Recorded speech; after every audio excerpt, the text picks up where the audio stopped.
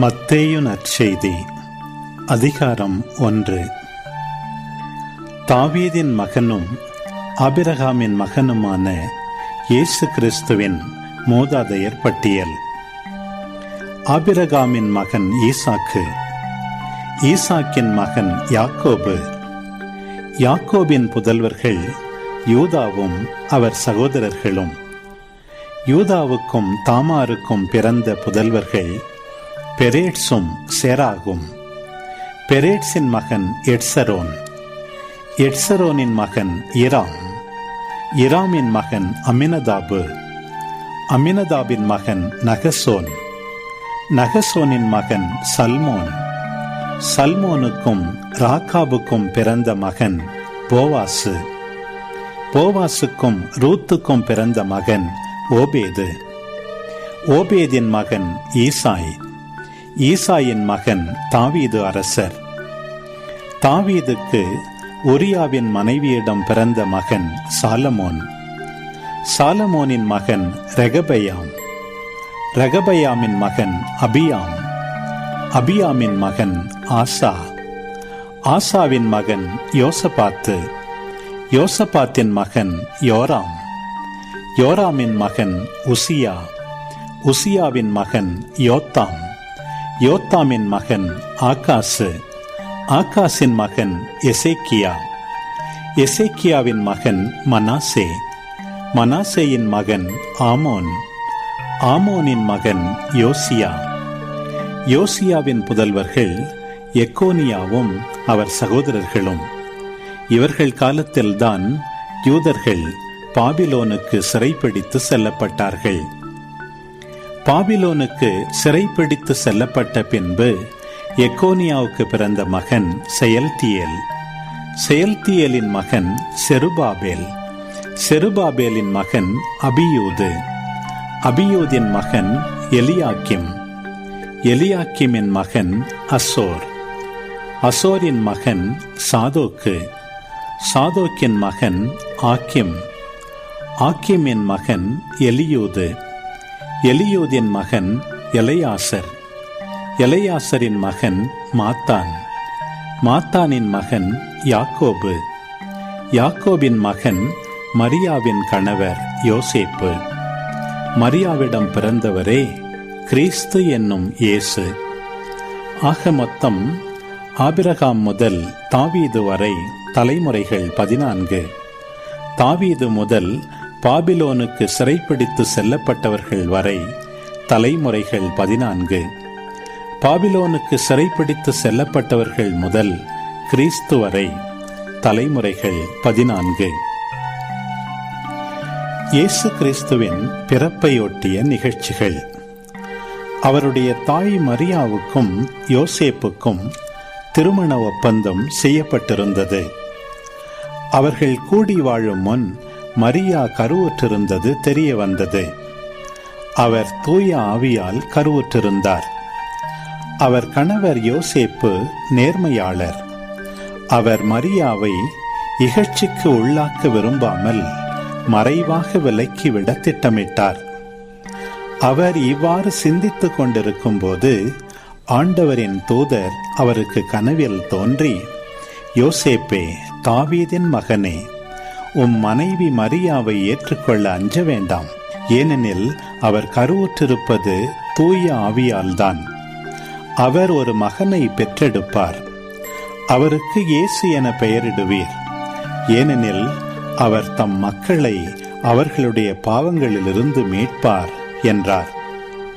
இதோ, கன்னி கருவுற்று ஓர் ஆண்மகவை பெற்றெடுப்பார். அக்குழந்தைக்கு இம்மானுவேல் என பெயரிடுவர் என்று இறைவாக்கினர் வாயிலாக ஆண்டவர் உரைத்தது நிறைவேறவே இவை யாவும் நிகழ்ந்தன. இம்மானுவேல் என்றால் கடவுள் நம்முடன் இருக்கிறார் என்பது பொருள். யோசேப்பு தூக்கத்திலிருந்து விழித்தெழுந்து ஆண்டவரின் தூதர் தமக்கு பணித்தவாறே தம் மனைவியை ஏற்றுக்கொண்டார். மரியா தம் மகனை பெற்றெடுக்கும் வரை யோசேப்பு அவரோடு கூடி வாழவில்லை. யோசேப்பு அம்மகனுக்கு இயேசு என்று பெயரிட்டார்.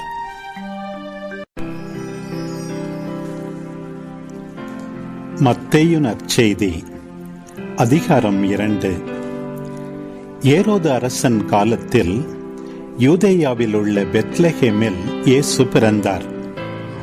அப்போது கிழக்கிலிருந்து ஞானிகள் எருசலேமுக்கு வந்து, யூதர்களின் அரசராக பிறந்திருக்கிறவர் எங்கே?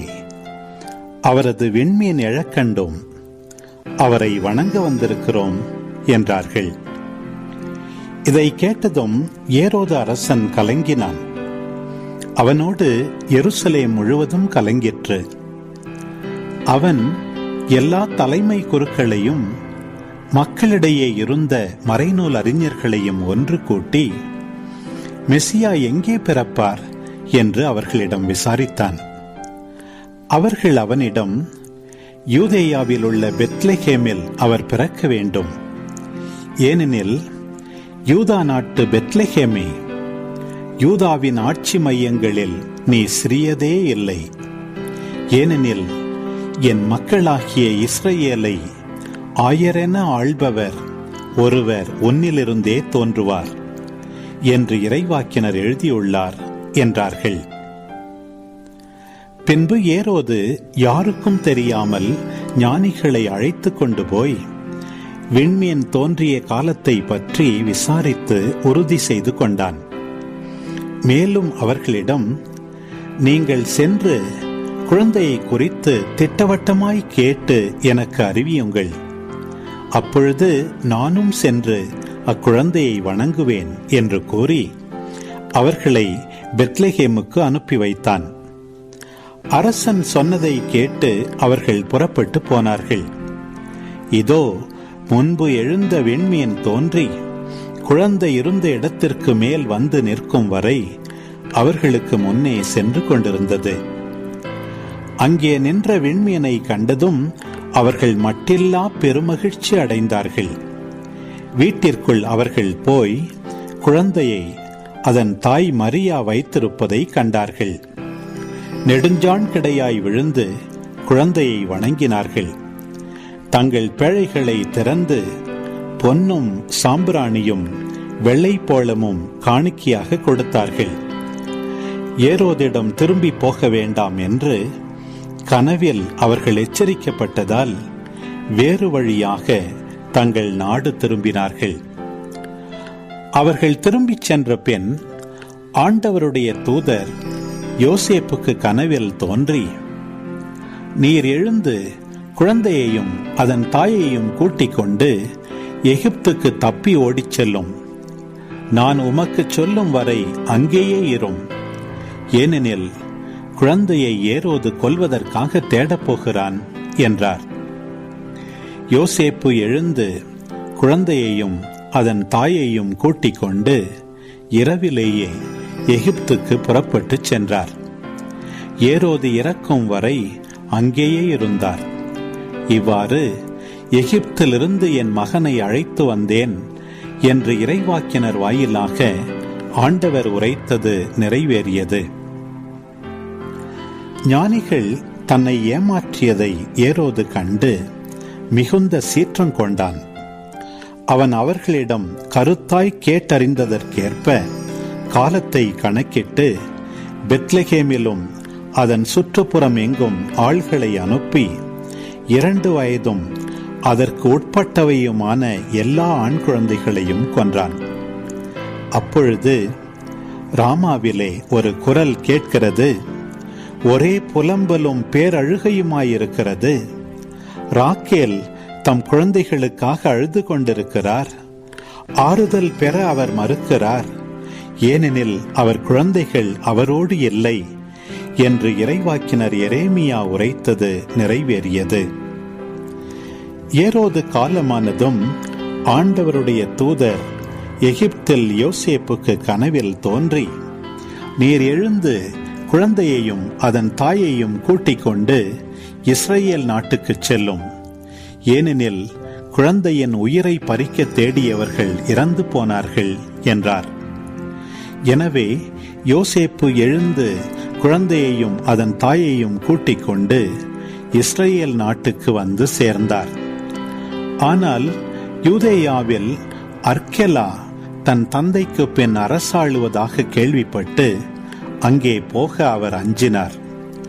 கனவில் எச்சரிக்கப்பட்டு கலிலேய பகுதிகளுக்கு புறப்பட்டு சென்றார். அங்கு அவர் நாசரேத்து எனப்படும் ஊருக்கு சென்று அங்கு குடியிருந்தார்.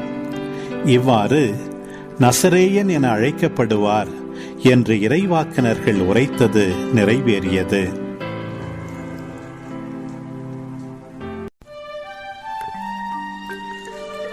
மத்தேயு நற்செய்தி அதிகாரம் 3. அக்காலத்தில் திருமுழுக்கு யோவான் யூதேயாவின் பாலை நிலத்துக்கு வந்து, மனம் மாறுங்கள், ஏனெனில் விண்ணரசு நெருங்கி வந்துவிட்டது என்று பறைசாற்றி வந்தார். இவரை குறித்தே பாலை நிலத்தில் குரல் ஒன்று முழங்குகிறது, ஆண்டவருக்காக வழியை ஆயத்தமாக்குங்கள், அவருக்காக பாதையை செம்மையாக்குங்கள் என்று இறைவாக்கினர் எசாயா உரைத்துள்ளார். இந்த யோவான் ஒட்டக முடியாலான ஆடையை அணிந்திருந்தார். தோல் கச்சையை இடையில் கட்டியிருந்தார். வெட்டுக்கிளியும் காட்டுத்தேனும் உண்டு வந்தார். எருசலேமிலும் யூதேயா முழுவதிலும் யோர்தான் ஆற்றை அடுத்துள்ள பகுதிகள் அனைத்திலும் இருந்தவர்கள் அவரிடம் சென்றார்கள்.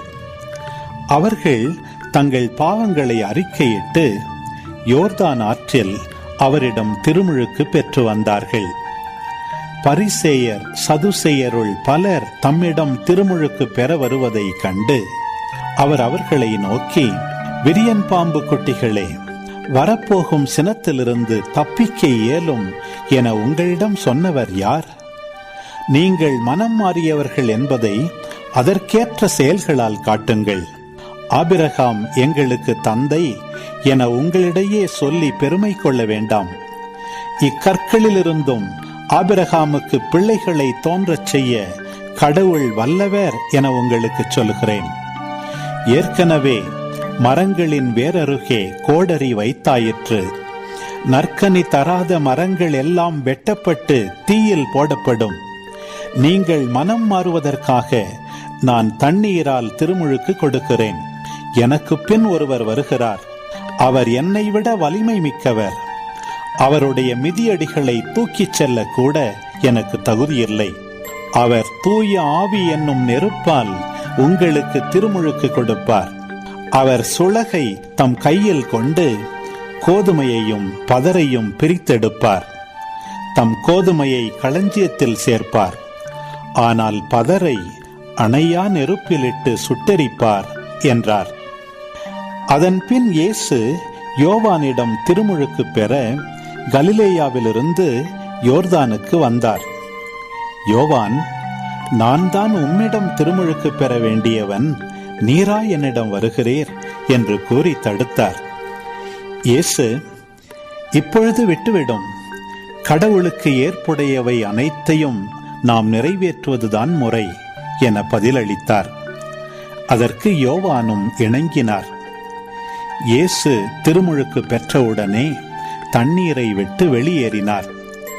உடனே வானம் திறந்ததையும் கடவுளின் ஆவி புறா இறங்குவது போல தம்மீது வருவதையும் அவர் கண்டார். அப்பொழுது, என் அன்பார்ந்த மைந்தர் இவரே, இவர் பொருட்டு நான் பூரிப்படைகிறேன் என்று வானத்திலிருந்து ஒரு குரல் கேட்டது.